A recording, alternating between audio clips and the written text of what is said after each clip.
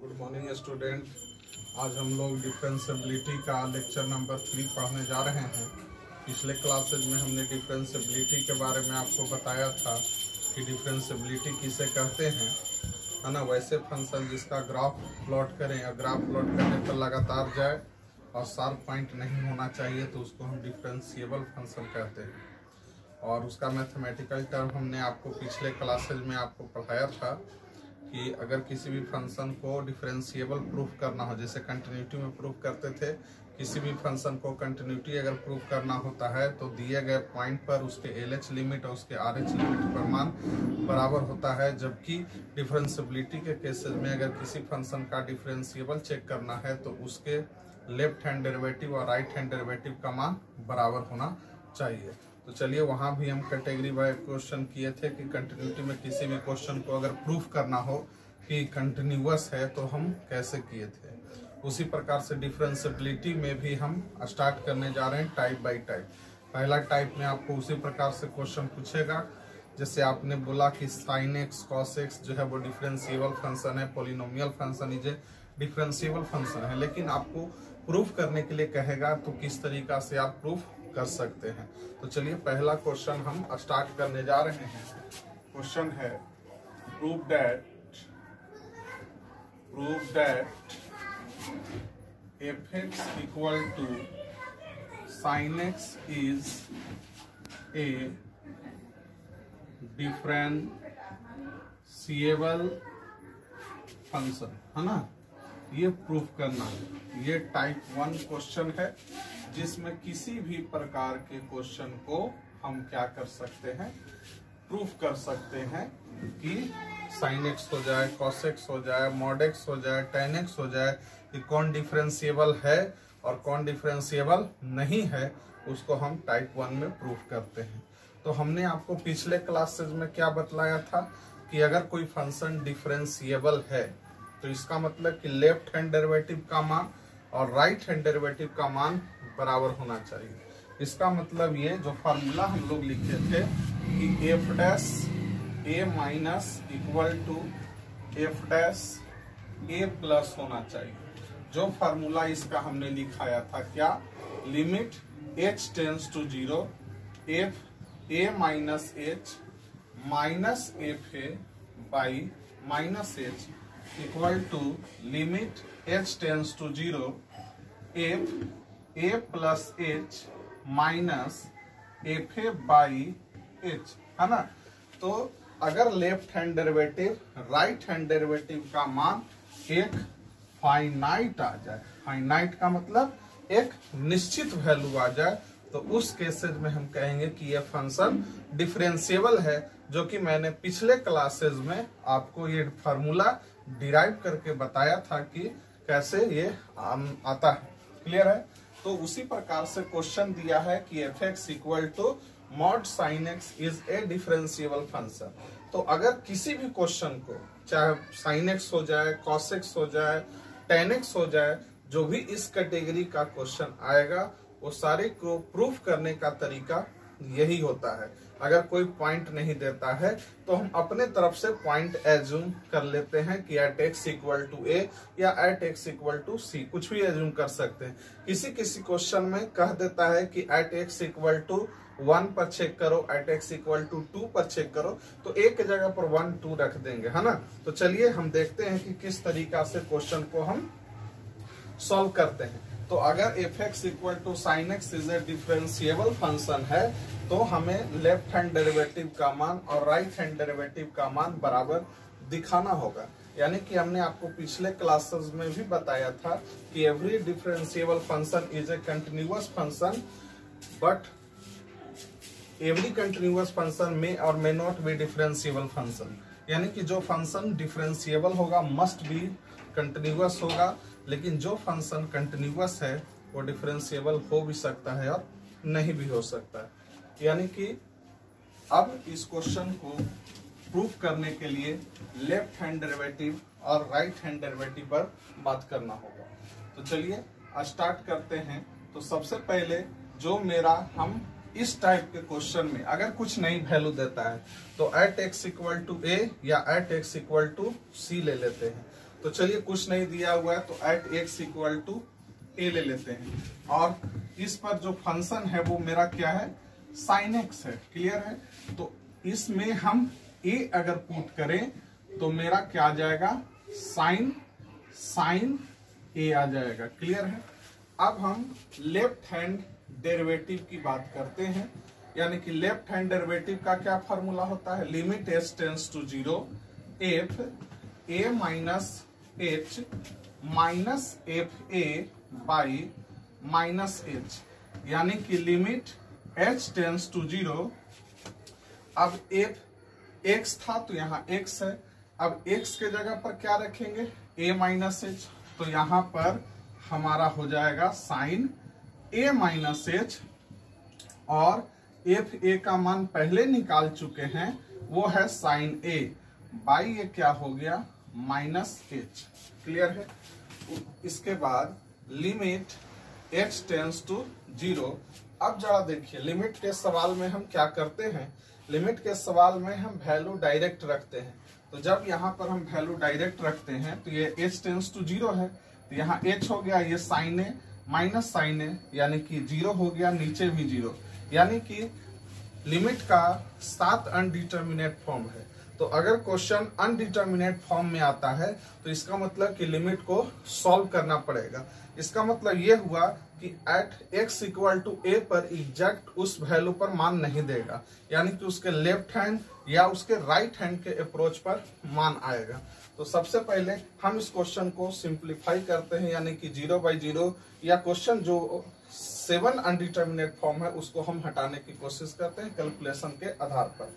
तो हम यहाँ पर क्या दिख रहा है, ये sine c minus sine d, तो sine c minus sine d का क्या फॉर्मूला होता है, 2 cos c plus d by 2 into sine c minus d by 2। तो वो फॉर्मूला हम लगाएंगे, यानी कि 2 cos c प्लस d, तो c है और ये d है, तो c plus d, a minus h plus a by c plus d by 2 into sine c minus d, यानी कि a minus h minus a by 2 by minus h। तो उसके बाद क्या हो जाएगा, लिमिट h टेंड्स टू 0, यहां पर हो गया बाबू 2 cos a 2a minus h by 2 into sign a से a कैंसिल आउट, तो minus h by 2 by minus h। अच्छा, तो मैथमेटिक्स में हम ये जानते हैं कि अगर sine minus theta minus sine theta होता है तो माइनस बाहर निकल जाएगा, तो minus 2 sine h by 2 cos 2a minus h by 2 by minus h, minus cancel out. उसके बाद अगर क्वेश्चन लिमिट के केसेज में अगर क्वेश्चन साइन थीटा का होता है, अगर थीटा टेंस टू 0 है, या टेन थीटा का होता है अगर थीटा टेंस टू 0 है, तो कोशिश ये करते हैं कि साइन थीटा बाई थीटा लाते हैं या टेन थीटा बाई थीटा बनाने की कोशिश करते हैं, ताकि हम जानते हैं कि यदि लिमिट थीटा टेंस टू 0 तो साइन थीटा बाई थीटा का मान 1, यदि लिमिट थीटा टेंस टू 0 तो टेन थीटा बाई थीटा का मान 1 होता है। तो यहाँ पर हम उस तरीका से क्वेश्चन को सेट करने की कोशिश करेंगे। तो यहाँ पर ये 2 है, यहाँ पर साइन h बाई 2 है, और नीचे भी मैंने h बाई 2 लिख दिया। अच्छा, ये जरा ध्यान दीजिए, पहले से h था, हमें क्या खाली दिक्कत हुआ, यहाँ पर एक्स्ट्रा क्या आया है 2, क्योंकि अगर साइन थीटा है, यहाँ अगर h बाई 2 है तो नीचे भी h बाई 2 होना चाहिए। तो यहाँ पर अगर h बाई 2 है तो यहाँ पर भी h बाई 2 होना चाहिए। तो हमने कर लिया, तो यहाँ पर h तो पहले से ऑलरेडी था, ये 2 आया है एक्स्ट्रा, इसको हम तो एक्स्ट्रा के लिए कैंसिल आउट करेंगे, तो यहाँ पर कितना हो जाएगा 1/2, और ये हो गया cos 2a minus h by 2। Clear है? इसके बाद हम लिमिट h टेंस टू 0, अब इतना का मान, अब ये लिमिट हो गया, अब इसमें हम वैल्यू उठा के पुट करते हैं। अगर वैल्यू उठा के पुट करने पर अगर फाइनाइट आता है तो वही कंटिन्यूटी का, वही लिमिट का वैल्यू हो जाएगा। तो उठा के जैसे ही पुट करते हैं तो लिमिट क्या हो जाता है, ब्रेक हो जाता है। लिमिट का तब तक इस्तेमाल करते रहेंगे जब तक कि उसमें वैल्यू पुट ना कर देते हैं। जैसे ही वैल्यू पुट कर दिए तो लिमिट क्या हो जाएगा, ब्रेक हो जाएगा। तो यहाँ पर लिमिट उठाकर पुट करते हैं तो ये 2 से 2 कैंसिल आउट हो गया, ये हो गया 1 into cos 2a minus 0/2 cos 2a/2 यानी कि कॉस a हो गया। देखिए डिफरेंशिएशन भी आ गया साइन ए का कॉस a, है ना। तो चलिए ये आपका सिर्फ निकला है क्या, लेफ्ट हैंड डेरिवेटिव। तो अगर फंक्शन डिफरेंशिएबल होगा तो हमें दो चीज निकालना है, लेफ्ट हैंड डेरिवेटिव और राइट हैंड डेरिवेटिव। तो लेफ्ट हैंड डेरिवेटिव का मान क्या आ गया, कॉस ए आया, एक फाइनाइट वैल्यू आया। उसी प्रकार से हम राइट हैंड लिमिट पर बात करेंगे, ठीक है। तो राइट हैंड लिमिट के केसेस में क्या हो जाएगा फार्मूला, आप जानते हैं कि राइट हैंड लिमिट का जो फार्मूला होगा वो मेरा फार्मूला राइट हैंड लिमिट का क्या हो जाएगा, यहाँ पर right hand limit F A plus H minus F A by H हो जाएगा। तो फिर यहाँ पर वैल्यू पुट करेंगे तो कैसे, यहाँ जरा देखिए एक्स है तो यहाँ एक्स है तो ए प्लस एच रखेंगे तो यहाँ पर क्या हो जाएगा, sine A plus H minus sine A by H. Clear है। तो उसके बाद अब हम फार्मूला यहाँ पर लगाएंगे तो limit h tends to 0, clear है, sine C minus sine D तो क्या हो जाएगा 2 cos A plus H plus A by 2, clear है, c plus D by 2 into sine c minus डी by 2 a plus H minus A by 2, clear. और यहां पर पहले से h है, अब हम इसे सेट करने की कोशिश करेंगे तो लिमिट h टेंस टू 0, ये a से a कैंसिल आउट हो गया तो यहां पर हो गया 2 साइन h बाई 2, क्लियर है। और ये हो गया आपका कॉस a 2a/2 तो हो गया a plus h by 2 by h। फिर से वही काम, अगर लिमिट थीटा टेंस टू 0 है तो साइन थीटा बाई थीटा लाने की कोशिश करेंगे, क्लियर है। तो यहां पर हो गया लिमिट h टेंस टू 0, उस तरीका से सेट करने की कोशिश करेंगे 2 साइन h बाई 2 है तो नीचे भी h बाई 2 होना चाहिए, h ऑलरेडी पहले से है तो यहाँ पर h बाई 2 एक्स्ट्रा आया 2 1/2 cos a plus h by 2 limit. अब इसमें 2 से 2 कैंसिल आउट, उठा वैल्यू पुट करेंगे तो लिमिट ब्रेक हो जाएगा, इतना का मान 1 into cos a plus 0/2 cos a, that means right hand limit का मान। तो हम देखते हैं कि इन दिस केस, इस केस में हम देखते हैं कि left hand derivative equal to right hand derivative equal to cosec, hence F x equal to sine X is a, F x equal to sine X is a differentiable function, है ना। तो इसी प्रकार से जिस तरीका से साइन एक्स को हमने प्रूव किया कि साइन एक्स जो है वो डिफरेंशिएबल फंक्शन है, इसी प्रकार से कॉस एक्स को प्रूव कर सकते हैं कि डिफरेंशिएबल है।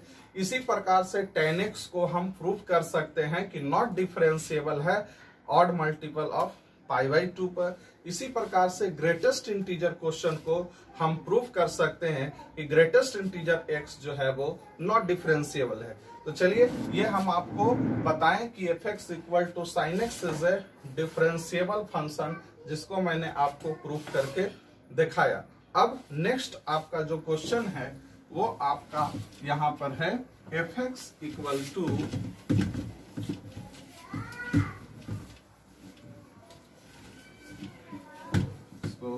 हटा देते हैं, एफ एक्स इक्वल टू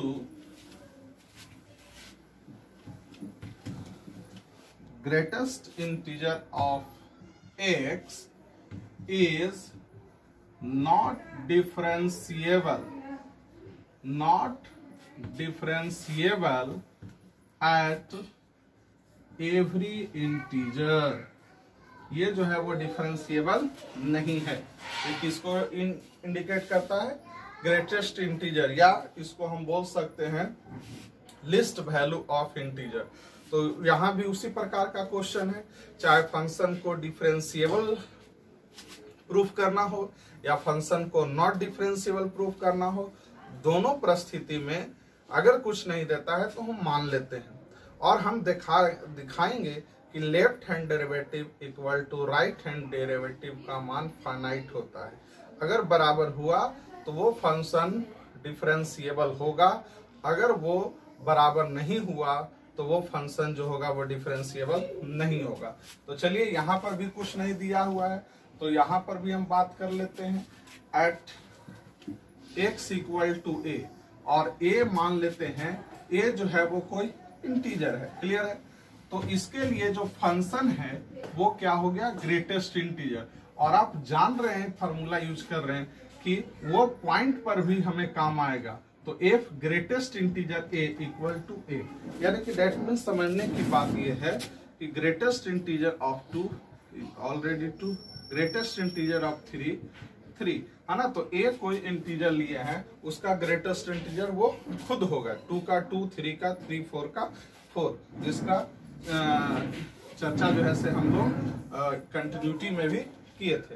अब हम बात करते हैं कि अगर ये डिफरेंशिएबल है तो left hand derivative right hand derivative के बराबर होना चाहिए। तो लेफ्ट हैंड डेरिवेटिव का फॉर्मूला लिखेंगे, लिमिट s टेंड्स टू 0, बार बार लिखेंगे ताकि आपको याद हो जाए।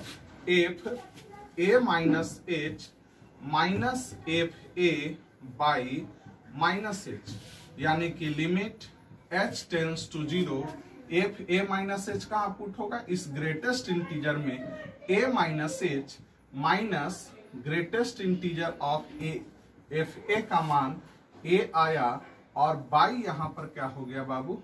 माइनस h हो गया, क्लियर है। अब limit h tends to 0, greatest integer का क्वेश्चन हो या मॉडुलस का क्वेश्चन हो, एब्सोल्यूट वैल्यू का क्वेश्चन हो, तो इस केसेज में जब तक मॉडुलस टूटता नहीं है तब तक उस पर किसी प्रकार का कोई काम नहीं होगा। ग्रेटेस्ट इंटीजर को जब तक टूट नहीं सकता है तब तक इस पर किसी तरीका से कोई ऑपरेशन नहीं कर सकते। यानी कि जब तक ग्रेटेस्ट इंटीजर को हम ओपन नहीं कर लेते हैं तब तक उस पर किसी तरीका का कोई ऑपरेशन नहीं करते हैं। तो ये ग्रेटेस्ट इंटीजर x है। अब हमें ये इसको ओपन करना होगा। तो greatest integer of 1 minus h जो होगा वो यहाँ पर a माइनस 1 होगा। कैसे? आप ये चीज आपका कंटिन्यूटी में भी आया था, फिर से हम आपको बता देते हैं कि greatest integer of 3 is equal to 3, greatest integer of 4 equal to 4। अगर ग्रेटेस्ट इंटीजर 2.999 है तो वो 2.992 में ही खुलता है। ग्रेटेस्ट इंटीजर 8.96 है तो वो 8 में ही खुलेगा ग्रेटेस्ट इंटीजर, है ना। इन्हीं वाला बात करेंगे तो 8.96 है तो वो ग्रेटेस्ट इंटीजर 8 में खुलेगा। उसी प्रकार से -4 है तो ग्रेटेस्ट इंटीजर -4 में होगा।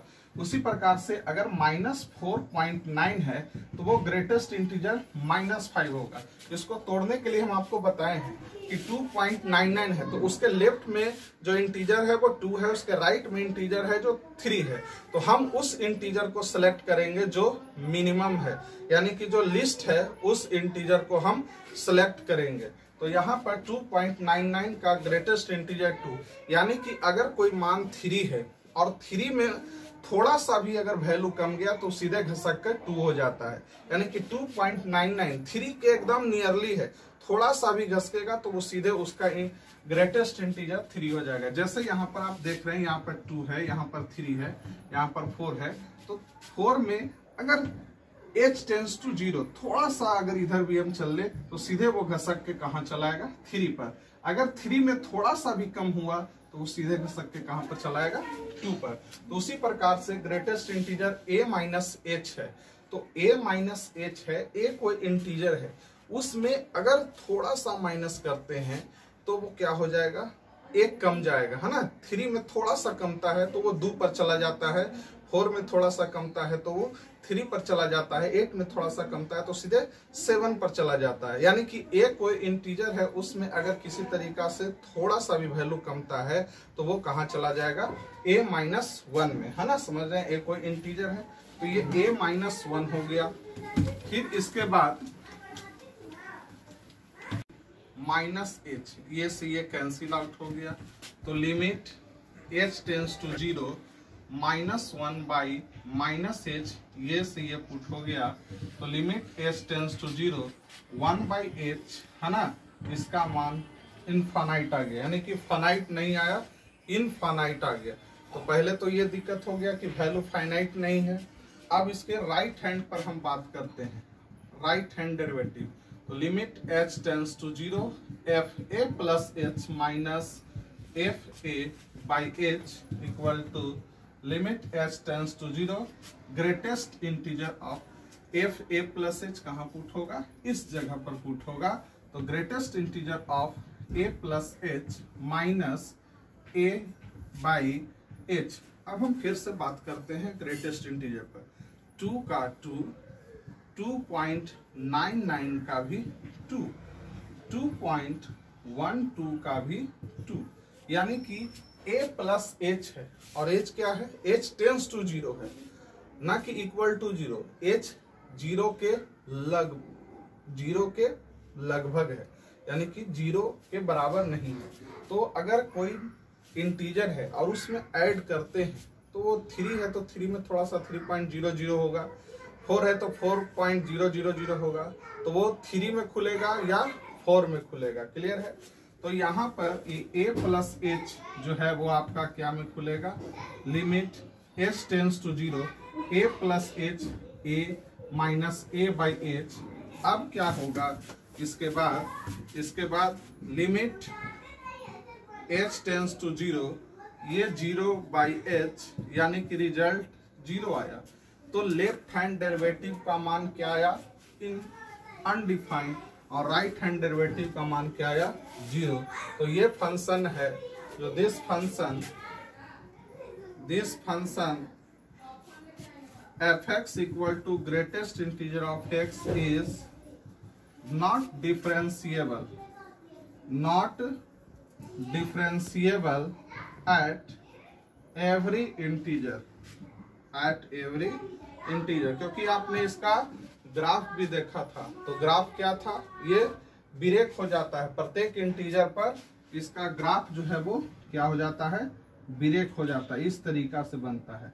तो हम जानते हैं कि वैसे फंक्शन जिसका हम ग्राफ प्लॉट करते हैं, और ग्राफ प्लॉट करने में न तो ब्रेक होना चाहिए और न शार्प पॉइंट बनना चाहिए, तो उस टाइप के फंक्शन को डिफरेंशिएबल फंक्शन हम बोलते हैं। तो ये क्वेश्चन नंबर 2 आपका हो गया, यानी कि किसी भी क्वेश्चन को हम प्रूफ कर सकते हैं इस तरीका से। क्लियर है। हम लोग देख रहे हैं so that f(x) equal to x square is differentiable at x equal to 1, find f'1, है ना। तो इस बार जो है से हमें पॉइंट दे दिया है, अगर पॉइंट नहीं देता है तो क्या करते हैं, मान लेते हैं at x equal to a, at x equal to c। अब उसमें कुछ भी कह दे, a कहेगा तो a पर चेक करेंगे, 2 कहेगा तो 2 पर चेक करेंगे। ठीक है। तो चलिए सबसे पहले हम फंक्शन लिखते हैं। तो मेरा function at x equal to कितना पर बात हो रहा है, एट x इक्वल टू 1। तो फंक्शन क्या है, तो फंक्शन तो यही है, f(x) equal to x square. Clear है। तो f(x) equal to x square is a differentiable function. ऐसे भी हम लोग जानते हैं कि f(x) equal to x square का ग्राफ इस तरीका से है। इस ग्राफ को जब हम प्लॉट कर रहे हैं तो कहीं पर भी ब्रेक नहीं हो रहा है और कहीं पर शार्प पॉइंट नहीं बना रहा है, यानी कि हम जब ग्राफ प्लॉट करते हैं उस समय कहीं पर भी ब्रेक नहीं होता है, शार्प नहीं बनाता है, तो उस टाइप के फंक्शन को हम डिफरेंशिएबल कहते हैं। लेकिन अगर किसी फंक्शन का ग्राफ प्लॉट करते हैं और जहां पर शार्प बन जाता है वो उसका नॉट डिफरेंशिएबिलिटी पॉइंट कहलाता है, यानी कि उस पर यूनिक टेंजेंट नहीं हो सकता है, जो कि आपको इसके बारे में हमने आपको बताया है। तो f(x) equal to x square दिया हुआ है, तो इसमें f1 पुट करेंगे तो 1 हो जाएगा। अब हम डिफरेंशिएबिलिटी दिखाना है तो क्या करेंगे, फार्मूला याद रहना चाहिए, लेफ्ट हैंड डेरिवेटिव का राइट हैंड डेरिवेटिव का। तो left hand derivative LHD, left hand derivative limit h tends to 0। पहले क्या था, किस पर हम चेक करते थे, फार्मूला मेरा क्या था, f a plus a minus h, क्योंकि at x equal to a था तो a माइनस h लिखते थे। यहाँ पर 1 है तो f 1 माइनस h फार्मूला में आएगा। यानी कि पहले हम फार्मूला लिख देते हैं फिर आपको समझ में आएगा। f a minus h minus F A by minus H लिखते थे, लेकिन यहाँ पर a के जगह पर आपका कौन काम कर रहा है, 1 काम कर रहा है।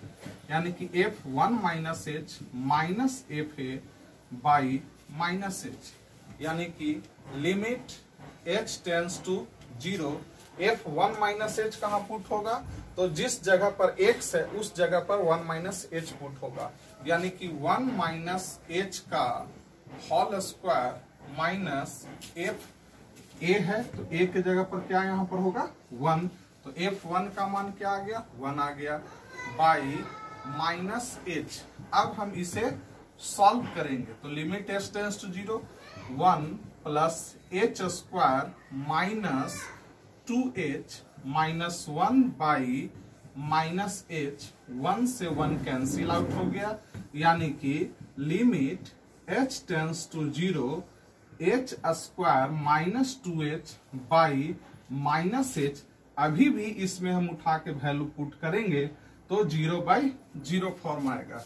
यानी कि लिमिट तब तक सॉल्व करते हैं जब तक कि वो उसका अनडिटर्मिनेट फॉर्म कैंसिल आउट ना हो जाता है। तो इसको हम किस तरीका से कैंसिल आउट करेंगे, तो limit h tends to 0, h अगर हम कॉमन निकालते हैं इसमें से, देखिए h क्योंकि हमें दिक्कत कर रहा है क्या, डिनोमिनेटर में, यानी कि fx is a differentiable function, gx is a differentiable function, then fx by gx is also differentiable function but gx is not equal to 0। तो यहाँ पर डिनोमिनेटर में जो मेरा h पार्ट है वो हमें दिक्कत कर रहा है, तो हम यहाँ पर क्या करेंगे, h minus 2 by minus H, h से h कैंसिल आउट, तो लिमिट h टेंस टू 0। अब यहाँ पर हम वैल्यू उठा के पुट करते हैं तो माइनस 2 बाई माइनस 1। अब लिमिट h टेंस टू 0 2 है ना, वैल्यू 2 आता है, इसमें पुट भी करेंगे तो ये मान आ गया 2, यानी कि लेफ्ट हैंड डेरिवेटिव का मान आ गया 2। नेक्स्ट राइट हैंड डेरिवेटिव, तो इसका क्या फॉर्मूला था, limit h tends to 0 f a plus H minus F A by h, limit h tends to 0 f1 plus H minus 1 by h, limit h tends to 0 1 plus h whole square minus 1 by h, limit h tends to 0 1 plus h square plus 2h minus 1 by h, minus 1 plus 1 cancel out, limit h tends to 0 h square plus 2h by h, है ना। इसमें value उठा के put करते हैं, ऊपर continuous है नीचे भी कंटिन्यूअस है। fx is a differentiable, gx is also differentiable function, then fx by gx is also differentiable function but gx is not equal to 0। in this case denominator is 0, है ना, तो then इसको हम क्या करेंगे, सॉल्व करेंगे। तो limit h tends to 0, h यहाँ पर भी कैंसिल आउट करेंगे तो h plus 2 by h, h से h कैंसिल आउट, यहाँ पर वैल्यू पुट किए तो वैल्यू आ गया 2। यानी कि in this case LHD left hand derivative RHD equal to 2 finite, hence fx equal to x square is a differentiable function at x equal to 1। और इसका जो सेकंड पार्ट कह रहा है कि f डैश 1 का मान बताइए, तो लेफ्ट हैंड डेरिवेटिव का मतलब ही हुआ f डैश a माइनस, और इसका मतलब क्या हुआ f डैश a प्लस, यानी कि जब हम बताए थे कि अगर फंक्शन डिफरेंशिएबल होगा तभी उसका डिफरेंशिएशन अप्लीकेबल हो सकता है। जैसे f x equal to x square, तो इसका डिफरेंशिएशन 2x होगा।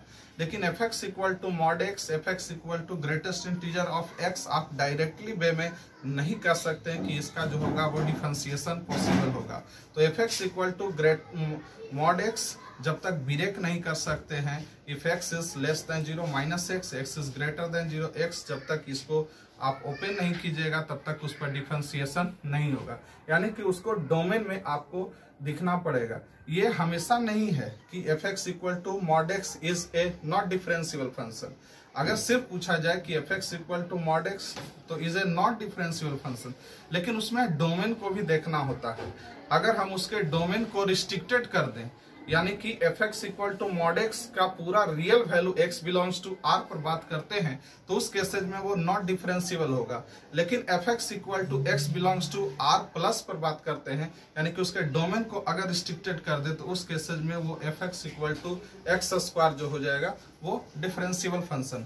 उसी प्रकार से greatest integer of x, f x equal to greatest integer of x के बारे में बात किया, तो ये जो होगा वो नॉट डिफरेंशिएबल फंक्शन होगा एट एवरी इंटीजर पर। लेकिन वो जहां पर टूट रहा है, अगर उसमें भी डोमेन को हम रिस्ट्रिक्टेड कर दें, एफ एक्स इक्वल टू 1 से 1.99 के बीच में ले, तो उस केसेज में वो भी फंक्शन जो होगा वो डिफरेंशिएबल फंक्शन होगा। यानी कि हमें उसके डोमेन पर भी बात करना है। तो डोमेन का क्या मतलब होता है, आपको डोमेन के बारे में सिखाया गया है कि all possible value of x in F x is called domain, यानी कि x के वो सारे मान जो fx को सेटिस्फाइड करे। यानी कि वैल्यू पुट करने से मतलब नहीं, उसको सेटिस्फाइड करना चाहिए। तो value of x in fx है ना, all possible value of x in fx, x के वो सारे मान जो fx को सर्टिफाइड करता है उसको हम डोमेन कहते हैं। तो ये क्वेश्चन आपका fx equal to x square जो था वो डिफरेंशिएबल है, यानी कि डिफरेंशिएबल है इसका मतलब उसका डिफरेंशिएशन अप्लीकेबल है। तो f'1 का मान जो हो जाएगा वो कितना हो जाएगा 2। जैसे आप देख सकते हैं F x equal to x square, तो एक्स स्क्वायर का डिफरेंशिएशन अगर हम करेंगे एफ डैश एक्स तो 2x हो जाएगा। इसमें हम 1 पुट कर देंगे तो 2 इंटू 1 2 आ गया। तो हम इस तरीका से फार्मूला से भी डिफरेंशिएशन, इसीलिए बोला गया है कि वैसे ही फंक्शन का डिफरेंशिएशन अप्लीकेबल होगा जो फंक्शन डिफरेंशिएबल होगा। अगर वो फंक्शन डिफरेंशिएबल नहीं होगा तो उसका डिफरेंशिएशन अप्लीकेबल नहीं होगा, क्योंकि अगर वो डिफरेंशिएबल नहीं होगा तो शार्प पॉइंट बनेगा जहां पर वो पहले ब्रेक कीजिएगा उसके बाद जो है से उस पर ऑपरेशन होगा, अदरवाइज उस पर ऑपरेशन नहीं कर सकते। यानी कि ग्रेटेस्ट इंटीजर के केसेज में या मॉडुलस के केसेज में आप जब तक फंक्शन को ब्रेक नहीं कर लेते हैं, जब तक उसको आप तोड़ नहीं लेते हैं, तब तक उस पर किसी तरीका का कोई ऑपरेशन नहीं करेंगे।